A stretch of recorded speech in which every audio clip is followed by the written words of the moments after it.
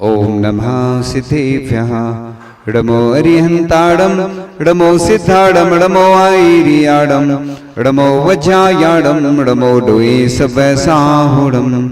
चलते फिरते तीर्थ हैं हरते सब संता, हम तो बस इतना जानते आप सरीखे आप, हम तो बस इतना जानते आप सरीखे आप। कुंडलपुर के बड़े बाबा की, मूल नायक श्री पार्श्वनाथ भगवान की, 24 तीर्थंकर भगवंतों की, परम पूज्य आचार्य भगवान गुरुदेव श्री ईश्वर विद्यासागर जी महामुनिराज की, परम पूज्य आचार्य श्री ईश्वर समय सागर जी महामुनिराज की, परम पूज्य मुनि शेखर विमल सागर जी, अनंत सागर, धर्म सागर जी आदि समस्त 3 कम 9 करोड़ मुनिराजों की 10 लक्षण पर्व प्रतिवर्ष हम मनाते हैं। और शुरुआत जो होती है वो कौन से धर्म से होती है सबको मालूम है। तो लोगों की सबसे बड़ी समस्या आज के युग में है, निमित्त पल पल क्षण क्षण ऐसे मिलते रहते हैं कि कभी भी क्रोध की उत्पत्ति हो जाती है।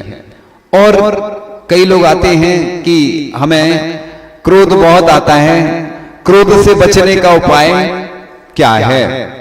तो एक महिला थी, बीमार रहती थी, बीमारी तो पूरी दुनिया में सबसे ज्यादा है ही, स्वस्थ तो कोई हमें दिखता ही नहीं है अभी तक, 1-8% में भी हो सकते हैं कोई हो स्वस्थ, बाकी लोग बीमार ही रहते हैं।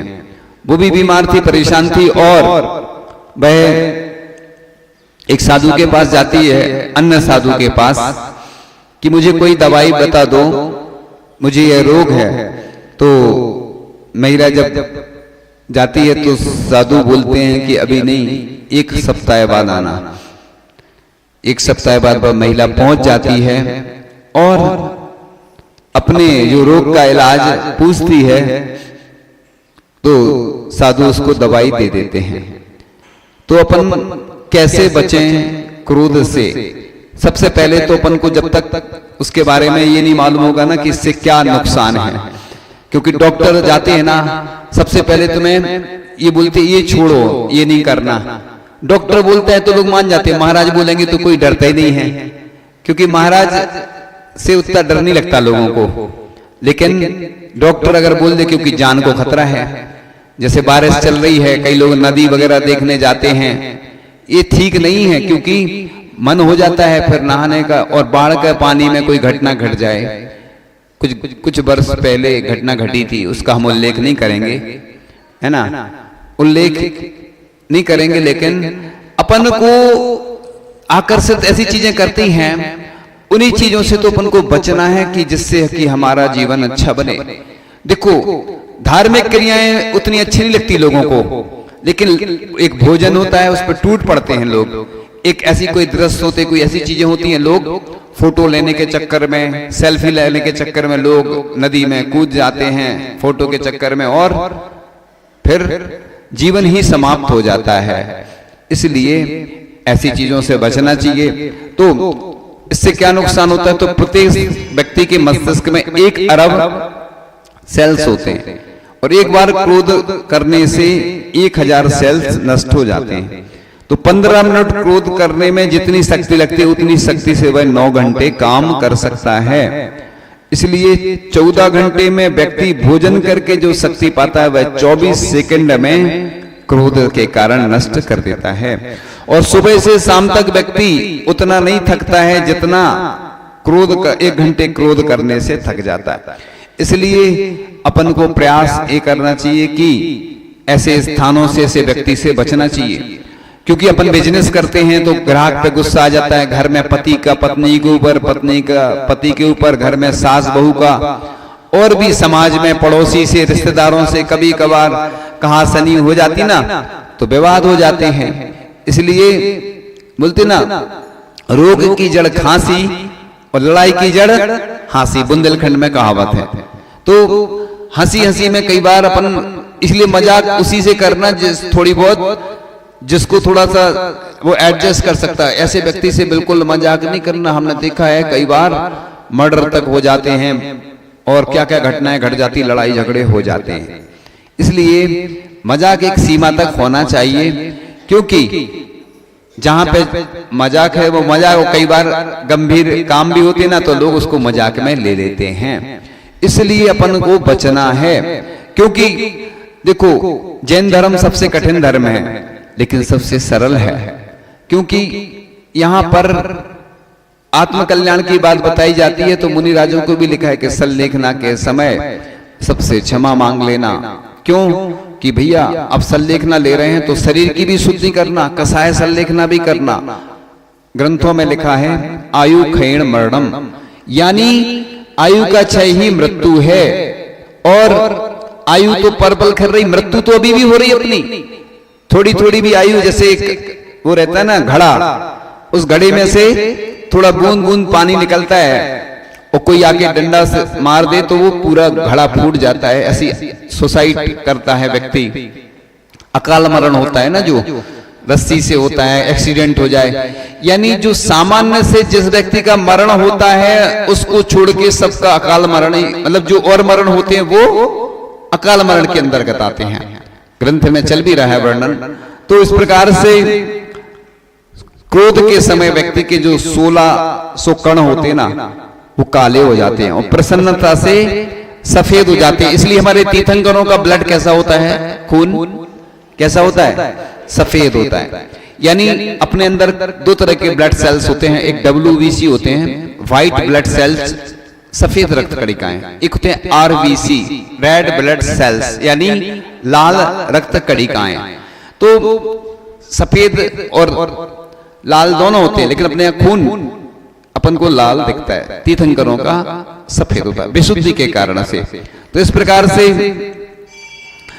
अपन इतनी सारी बीमारियां होती हैं कि वो बताने में, एक पेट में अल्सर और गैस की बीमारी होती है, और खून में कोलेस्ट्रॉल का स्तर बढ़ जाता है, मानसिक उच्च तनाव हाइपरटेंशन होता है, रक्त नलिकाओं में रुकावट आ जाती है, हृदय की बीमारी, आज तो अटैक कभी भी आ जाते हैं लोगों को सबसे ज्यादा, क्योंकि खान पान भी बिगड़ रहा है। आज जो केमिकल प्रोडक्ट आ रहे हैं, दूध में, हर चीज में, गेहूं में, सब में रासायनिक खाद डलती है, उसके कारण से आज कैंसर और सबसे बड़ी बीमारी जैसे बुखार आदि आता है, अपन क्या करते हैं, टैबलेट खाते हैं।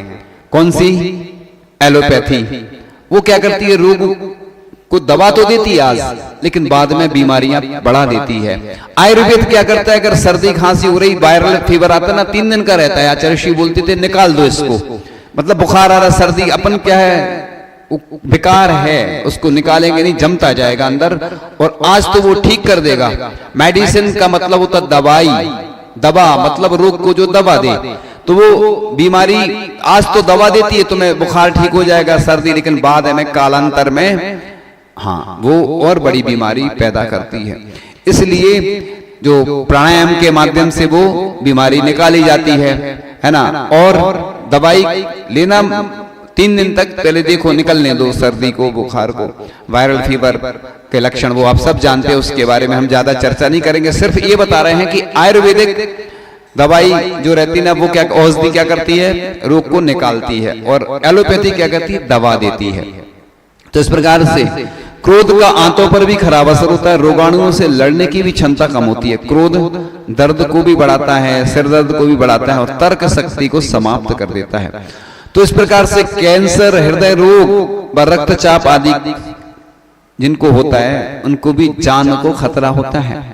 वैसे ही तो अपन लोग इतना विशुद्धि नहीं बढ़ा पाते, निमित्त ऐसे रहते हैं कि जिस व्यक्ति के माध्यम से अपन को विकल्प हो रहे हैं उससे दूर रहना चाहिए। इसलिए अपन माध्यस्थ भावौ विपरीत वृत्तौ, यानी अपन की जिनसे पटरी नहीं खाती है, विपरीत वृत्ति वाले हैं, उनसे माध्यस्थ भाव रखना। मतलब माध्यस्थ का मतलब क्या होता है, ना अच्छा सोचना नहीं बुरा, अच्छा तो सोचना, बुरा नहीं सोचना, मतलब उनसे कुछ बात नहीं करना, मतलब अच्छा तो सोचना कि अच्छा हो जाए उनका, लेकिन उससे दूर रहो। बम रहता ना, बम है, आग है, माचिस की तीली अपन बिल्कुल सावधानी से रखते हैं, क्योंकि कब विस्फोट हो जाए। पटाखा वाले हैं ना, उनको हमेशा खतरा रहता है, उनके घर में, गोदाम में कभी भी आग लग जाए, क्योंकि बम का ढेर रखा है पूरा। तो ऐसी सावधानी रखना पड़ती है। पेट्रोल है, जो भी ऐसे क्रोध है कि कब उबल जाए। हम लोग भी किसी से बात करते हैं ना तो जो सावधानी रखना पड़ती है, इसलिए हम लोग ज्यादा बात नहीं करते ऐसे लोगों से। क्यों? कि वो अपन का तो कुछ नहीं बिगड़ना है, लेकिन उनने कुछ बोल दिया तो लोग देखते हैं, फिर उससे वो अच्छा प्रभाव नहीं पड़ता है। इसलिए अपन को सावधानी से ऐसे लोगों से बात करना चाहिए। ऐसा लिखा है, शास्त्रों में भी लिखा है कि ऐसे लोगों से दूर रहना चाहिए। इसलिए साधु तो सबके बारे में अच्छा सोचते हैं, अच्छा बोलते हैं, प्रयास अच्छा करते हैं। कई लोगों को विकल्प हो जाता है तो व्यक्तिगत किसी को थोड़ी बोला जाता है, जो भी बोला जाता है सबके हित मित प्रिय वचन बोले जाते हैं। तो इस प्रकार से अपन चेतना शक्ति खोकर मूर्छित भी हो सकते हैं, इससे पैरालिसिस भी हो सकता है और मांसपेशियों की कार्य क्षमता तथा कार्य प्रणाली को नुकसान होता है। तो 3 मिनट के क्रोधावेश से नाड़ी मंडल पर इतना विषाक्त एवं घातक प्रभाव दुष्प्रभाव पड़ता है कि उसे ठीक होने में कई सप्ताह और कई महीने लग जाते हैं। तो इस प्रकार से क्रोध से बीमारियां भी होती हैं। ग्रंथों में भी ऐसे बहुत सारे उदाहरण मिलते हैं दीपायन आदि मुनि के, कि किस प्रकार से क्रोध के निमित्त से क्या क्या हुआ, वो सब आपको शास्त्रों में आपने पढ़ा होगा, सुना होगा। तो इस प्रकार से क्रोध का अपना पूरा खानदान है। क्रोध की एक लाडली बहन है जिद, वह हमेशा क्रोध के साथ साथ रहती है। क्रोध की पत्नी हिंसा पीछे छिपी रहती है, लेकिन कभी कभी आवाज सुन। क्रोध के बड़े भाई का नाम है अहंकार। क्रोध का पिता भी है जिससे वह डरता, उसका नाम है भय। निंदा और चुगली क्रोध की बेटियां हैं, एक मुंह के पास रहती है तो दूसरी कान के पास। बैर उसका बेटा है क्रोध का। ईर्ष्या इस खानदान की बहू है, इस परिवार की पोती है घृणा। घृणा हमेशा नाक के पास रहती है, नाक भूत सिकोड़ना काम है इसका। उपेक्षा क्रोध की मां है। इस प्रकार से आपको क्रोध के पूरे परिवार से मिलवा दिया। आप अपने परिवार का परिचय देते हैं ना, इसलिए हमने भी सोचा कि क्रोध का कौन कौन परिवार में सदस्य है तो उसकी जानकारी आपको दी। तो इस प्रकार से खींच पाओ तो मधुर व्यवहार से खींचो, सींच पाओ तो हृदय की धार से सींचो। तलवार की जीत से तो हार अच्छी है, जीत पाओ तो मनुष्य को प्यार से जीतो। तो इस प्रकार से अपन कड़वे शब्दों से कई अपने दुश्मन बना लेते हैं और मीठे शब्दों से कई दोस्त बना लेते हैं। इसलिए हमेशा मीठा खाओ और मीठा बोलो, क्योंकि कड़वा बोलने से हमेशा शत्रु ही पैदा होते हैं। इस लोग क्या करते हैं, अब हम लोगों को कड़वा इसलिए बोलना पड़ता है कि मीठा बोलते बोलते कई बार ज्यादा मीठा देने से भी ज्यादा वो कीड़े पड़ते हैं ना मीठे खाने से, तो इसलिए कड़वा बोलना पड़ता है, लेकिन मीठा भी बोलना पड़ता है। अपनी वाणी में इतनी मिठास होना चाहिए कि घर में, परिवार में, रिश्तेदार में, पड़ोस में जितने भी हम जिनसे मिलते हैं ग्राहक सब अच्छे बन जाएं। प्रयास करना पड़ता। पुलिस होती ना, पुलिस अगर सीधा सादा बोलेगी तो कोई दबेगा नहीं, पुलिस को कड़क होना पड़ता है। ऐसे ही गुरु होते हैं ना, वो सबके बारे में आचार्य ऋषि कितना डांटते थे शिष्यों को भी, अनुशासन में रहने के लिए सब बोलते थे, लेकिन आचार्य ऋषि हृदय से बहुत सरल थे। उनके अंदर कितनी सरलता थी आचार्य भगवान के अंदर कि उनके बारे में सब जानते हैं कि आचार्य भगवान कठिन थे तो चर्या में थे, लेकिन हृदय से बहुत सरल थे। तो इस प्रकार से अपन किस प्रकार से अपन कर सकते हैं, तो वह जो महिला थी जिसकी बात चल रही थी, वह उसकी चर्चा तो अपनी कहानी चली रही है।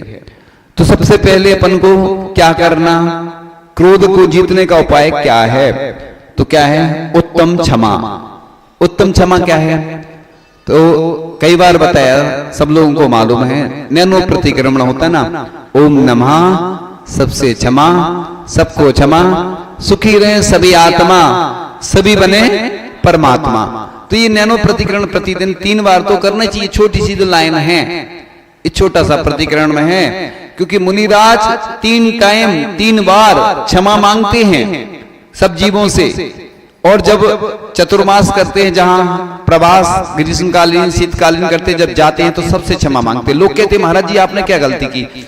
अब सबसे ज्यादा तो व्यवस्था आदि बनाने में कई बार किसी को बोलना पड़ता है, लोगों को बुरा लग जाता है। साधु तो हृदय के विशाल होते हैं और उनके अंदर कोई नहीं होता है। गृहस्थों के अंदर तो बहुत सारी ऐसी कमियां रहती हैं और वो तो झूठ बोलते ही रहते हैं, दिन भर क्रोध करते रहते हैं, तो उनको ऐसा लगता है कि कुछ नहीं। लेकिन अपना जैन दर्शन भगवान बनाने की यात्रा करता है कि कैसे इंसान भगवान बनता है।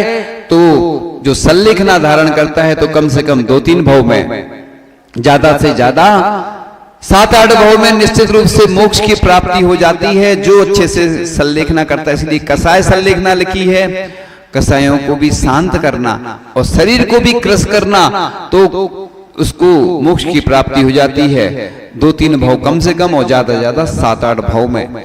इसलिए अपने जैन धर्म में क्या कहा गया, मृत्यु को महोत्सव मनाओ, सल्लेखना करो तो मृत्यु भी महोत्सव बन जाएगी। जन्म का महोत्सव तो दुनिया में बहुत सारे मनाते हैं, लेकिन बिरले लोग होते हैं पुण्यशाली, महाभाग्यशाली, सौभाग्यशाली होते हैं जो मृत्यु को महोत्सव मनाते हैं। जैसे हमारे आचार्य भगवान ने इतना महान कार्य करके, महासमाधि धारण करके, और उनने जीवन भर जो अपनी साधना की थी, तपस्या की थी, और उसका फल शिखर के समान, जैसे शिखर में कलशारोहण हो जाता ना, वो हमारे आचार्य भगवान ने की। तो अंदर से भी क्षमा कर देना सबको, क्षमा सबसे मांग लेना। सिर्फ 10 लक्षण में ही वर्ष में एक बार क्षमा बाणी नहीं आती है, 3 बार 10 लक्षण पर्व आते हैं, लेकिन हम उन्हें भूल जाते हैं। चूंकि हम वर्षों से वही काम करते आ रहे हैं तो हमें वही अच्छा लगता है कि वैसे ही करना है। लेकिन 10 लक्षण हम लोगों के लिए नहीं आते हैं। हम लोगों को उपवास करना कोई जरूरी नहीं, हम लोगों को सिर्फ केसलोंच के उपवास करना जरूरी होते हैं। सुन लो गौर से आप लोग, कोई उपवास जरूरी नहीं है। मुनिराज को केसलोंच के और स्थापना निष्ठापन का उपवास जरूरी है, और प्रायश्चित आदि का वर्ष में एक बार जो मिलता है दीपावली के समय।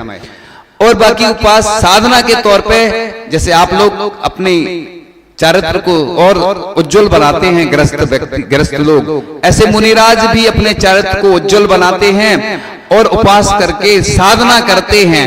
ऐसा कोई नियम नहीं है। कोई अगर साधु उपवास कर रहे हो तो आप ऐसा नहीं समझना कि इनका नियम है कि करना ही करना है, वो तो एक्स्ट्रा में करते हैं। क्योंकि साधु एक बार तो वैसे ही भोजन करता है, लेकिन अष्टमी चतुर्दशी को या जब अनुकूलता हो, इसलिए ऐसा कोई नियम नहीं बनाना कि करना ही जरूरी है। इस प्रकार से अपन जब अनुकूलता होती साधु करते हैं, और नहीं है तो कोई जरूर। अब कोई चाहे गर्मी हो 12 महीने भी करते, अष्टमी चतुर्दशी, कोई एक आहार एक उपवास करते हैं, कोई साधु कोई अपनी अनुकूलता से बीच बीच में करते हैं। इस साधु की अनुकूल, इसलिए कभी साधु से ऐसा नहीं पूछना महाराज जी क्या उपवास है क्या आज, है ना, ऐसा कभी नहीं पूछना, है ना। कई बार लोग पहले से हल्ला कर देते हैं, बोल देते हैं चतुर्दशी है तो उपवास करना जरूरी है। तो इस प्रकार से चूंकि प्रसंग क्रोध का चल रहा है, तो अपन को क्षमा परिवार में, रिश्तेदार में मांगते रहना चाहिए। आजकल तो सुविधा है, आपके पास यंत्र है ना, यंत्र, वो यंत्र से क्षमा मांग सकते हैं। पहले का जमाना अलग था, क्षमावाड़ी कार्ड डाले जाते थे, है ना। इसी प्रकार से 10 लक्षण आने के पूर्व अपन को क्या करना है, प्रतिमाओं का मार्जन करते ना। ऐसा कहीं शास्त्रों में नहीं लिखा, अपन सप्ताह में, महीने में जब आवश्यकता हो तो भगवान का मार्जन कर सकते हैं। ऐसा कोई शास्त्रों में नहीं लिखा कि नहीं कर सकते, लेकिन वो पुराना चल रहा है कि साल में एक बार अच्छे से करेंगे बस, बाकी भगवान से कोई मतलब नहीं। तो जहां पर भगवान का प्रतिदिन अभिषेक होता है, जहां कम प्रतिमाएं उधर तो कोई दिक्कत नहीं। जहां छोटी छोटी प्रतिमाएं रहती हैं उनको व्यवस्थित एक जगह रख के अगर प्रतिदिन हो तो अच्छी बात है। मानस्तंभ, सहस्कूट जिनालय जो बन रहे हैं, इनमें क्या होता है कि वर्ष में एक बार अच्छे से अभिषेक करते हैं, लेकिन वर्ष में एक बार मानस्तंभ का अभिषेक जरूर करना चाहिए। कई जगह हम देखते हैं, पिछले वर्ष चतुर्मास हुआ, कई सालों से नहीं हुआ था, और भी यहाँ पे होना है, अभी योजना नहीं बनी है। यहाँ के लोग क्या है, धीरे धीरे काम करते हैं, पुराने जमाने के हैं इधर के लोग। हम चाहते हैं एडवांस टेक्नोलॉजी, हाई टेक। कल हमने बोला था ना, अभी बाद में बताएंगे, जानकारी देंगे बहुत सारी चीजें, क्योंकि पीछे की रोटी खाइए, लोग बोलते हैं पीछे की। अरे अब एडवांस टेक्नोलॉजी का जमाना आ गया, हमें धर्म को इतना एडवांस बनाना है, धर्म की व्यवस्थाएं नहीं चेंज करना है, नए तरीके से करना है। जैसे घर में सब चीजें हाईटेक हो गई हैं, पूरा देश हाईटेक हो गया, विश्व हाईटेक हो गया, हम व्यवस्थाओं में एडवांस टेक्नोलॉजी को अपनाएं, जब हम आगे चलेंगे। आज बच्चे पाठशाला में क्यों नहीं आते हैं, इसका कारण हमने देखा कि वो पुराने ढर्रे से पढ़ा रहे हैं, पुराने लोग पढ़ा रहे हैं, तो बच्चों का मन नहीं लगता, तो भाग जाते वो। बच्चों को नई तकनीक से पढ़ाओगे तो बच्चे आएंगे। ऐसे ही मंदिरों में भी है, मंदिरों में अच्छे तरीके से पूजन हो, अभिषेक हो, नए तरीके से थोड़ा व्यवस्थाओं से, तो लोग आते हैं, नहीं तो लोग नहीं आते हैं। ये तो हमने देख लिया पूरे देश में, बड़े बड़े शहरों में भी देख लिया कि सीमित ही लोगों को धर्म में रुचि रहती है, बाकी लोगों को कोई मतलब नहीं। कुछ भी आयोजन हो, पंचकल्याणक हो, विधान हो, उनको कोई मतलब नहीं। उन्हें तो अपने पंचकल्याणक से मतलब, उन्हें अपने कामों से मतलब, अपनी नौकरी से मतलब, अपनी परिवार, सबको रुचि नहीं होती है। इसलिए मैं तो बड़ा सौभाग्यशाली मानता हूं उस व्यक्ति को जो व्यक्ति मुनि राजों के प्रवचन सुनते हैं, अभिषेक, शांति धारा, पूजन करते हैं, विधान अनुष्ठान में जो लगे रहते हैं। बड़े सौभाग्यशाली समझना, ऐसा नहीं सोचना कि देखो हमारा पड़ोसी नहीं आ रहा, हमारे वो घर के नहीं आ रहे, उनका पुण्य नहीं है। इसलिए ऐसा कभी हीन भावना नहीं आना चाहिए। हम तो ये कहते हैं कि अपने आप को, हम एक बार खुरई में थे और प्रवचन में कोई नहीं आता था, तो मुनिराज आदि बोलते थे कि चले जाओ थोड़ा सा करो जब तक लोग आ जाएंगे। तो हमें सब तरह के अनुभव हैं कि 2-4 लोग भी रहते ना। कोरोना काल में हमने 5-5 का नियम था ना, तो उसमें भी प्रवचन करे, और जब छूट मिल गई तो कोई आता ही नहीं था। यानी हमने देखा है भीड़ में भीड़ बढ़ती है। आहार में देख लो, अभिषेक में देख लो, जहां भीड़ होगी तो परेशान करेंगे लोग, और वैसे कोई नहीं आएगा। और मैं तो कहता हूं कि जब भीड़ नहीं हो तब जरूर जाना चाहिए। भीड़ में कुछ नहीं मिलता है बिना भीड़ के। जब हम प्रश्न पूछते हैं ना तो हाथ उठाते तो एक साथ बहुत सारे लोग हाथ उठाते, उसमें नहीं आ पाता नंबर, और अकेला उठाएगा तो नंबर आ जाएगा। लाडू सजाओ प्रतियोगिता हुई तो हमने कहा, लोग बोले 35 लाडू आ गए। अरे मैंने कहा अब अगली बार कम आएंगे, तुम अभी अच्छा मौका है, इसमें नंबर लग जाएगा। लोगों की आदत यही है कि जहां भीड़ होगी उसमें भीड़ बढ़ाएंगे, अव्यवस्थाएं करेंगे। पंचकल्याणक में जब फेरी चलती तो सबसे पहले हम जाते हैं, एक फेरी हम लगाते हैं। क्यों लगाते? व्यवस्था देखने के लिए। अब तो खत्म हो गई वो कहानी, क्योंकि अब आजकल फेरी बंद हो गई। इंदौर में भी पंचकल्याणक हुए, उधर फेरी नहीं हुई, और राजस्थान में भी हुई थी एक आध जगह, लेकिन वो अब फेरी वैसी नहीं होती है।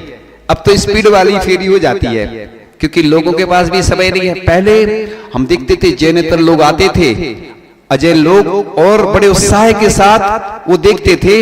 इसलिए उस महिला की कहानी पूरी कर लेते हैं।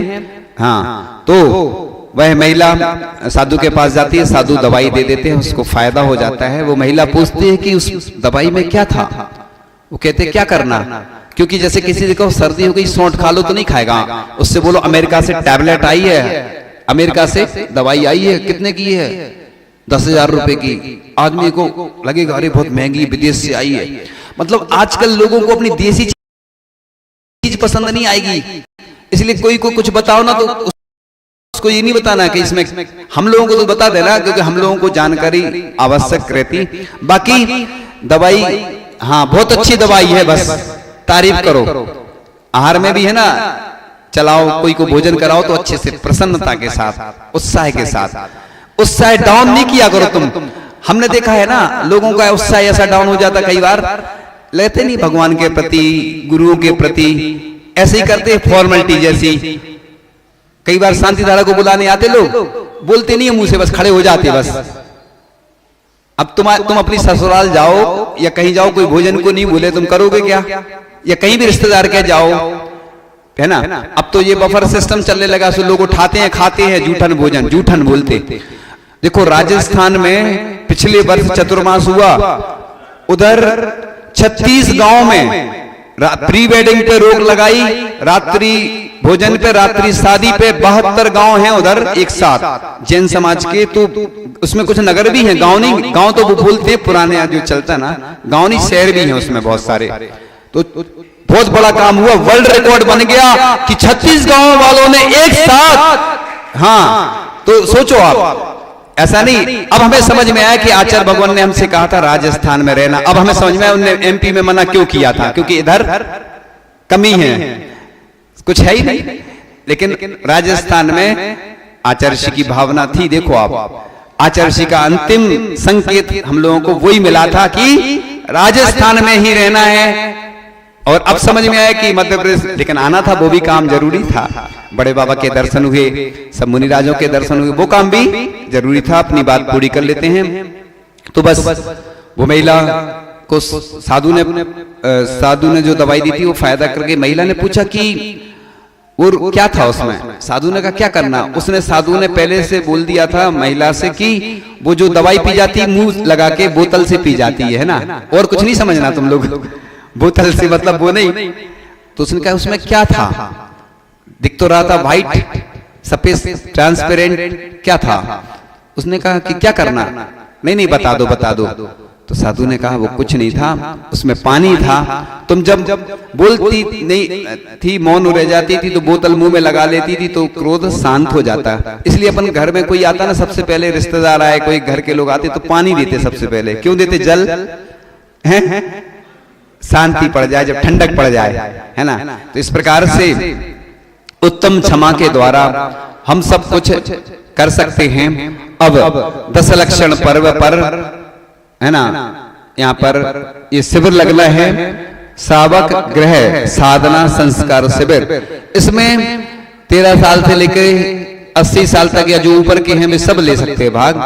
और उसमें नियम लिखे हैं, हमने कल शाम को बता दिया था। नियम के बारे में ज्यादा हम नहीं बताएंगे, उसमें सब लिखा है, सब पढ़े लिखे लोग हैं, उसको पढ़ लेना। चूंकि आपको मालूम है समय की सीमा है, समय अपनी गति से बढ़ रहा है।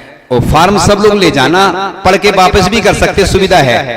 और आपके यंत्र में भी आ जाएगा अभी, है ना, यंत्र में नहीं पहुंचा होगा, पहुंच जाएगा। तो आप लोग पढ़ के रख सकते हैं, वापस कर सकते हैं, जिसको स्वेच्छा से बड़े उत्साह पूर्वक इस 10 लक्षण पर्व को मनाना है और अच्छे से नियमों का पालन करना है। जो हम प्रतिदिन करते वो नहीं करके कुछ हटके हमें उपवास, व्रत, नियम, संयम त्याग करना है, क्रीम पाउडर का त्याग करना है, साड़ियों का नियम बनाना है। सिर्फ लोग क्या करते, 10 लक्षण में बहुत लोग आते देखने, बढ़िया, सबसे ज्यादा लोग सज धज कर आते हैं। तो इस बार ऐसा पर्यूषण मनाए कि पूरे विश्व में आपकी प्रसिद्धि फैल जाए कि यहाँ के लोगों ने क्रीम पाउडर आदि आदि का त्याग किया है। अच्छे से सज धज कर तो आना, लेकिन बिना क्रीम पाउडर के आना। इस बार लीपा पोती नहीं करना, इस बार दीपावली नहीं मनाना है। दीपावली जानते, पुताई होती ना दीपावली पे, इस बार दीपावली का त्याग करना है। दीपावली मतलब पर्यूषण में दीपावली नहीं करना है। तो इस बार श्रृंगार करना कोई मना नहीं, सामान्य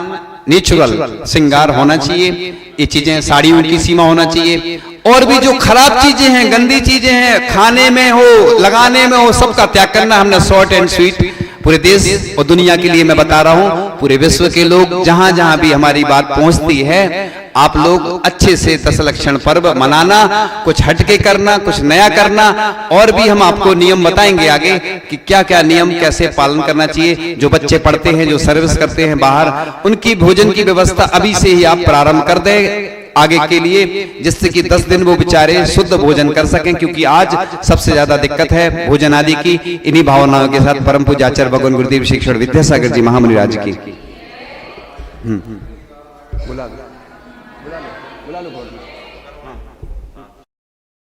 सिद्धेभ्यः ओम नमः सिद्धेभ्यः ओम नमः सिद्धेभ्यः।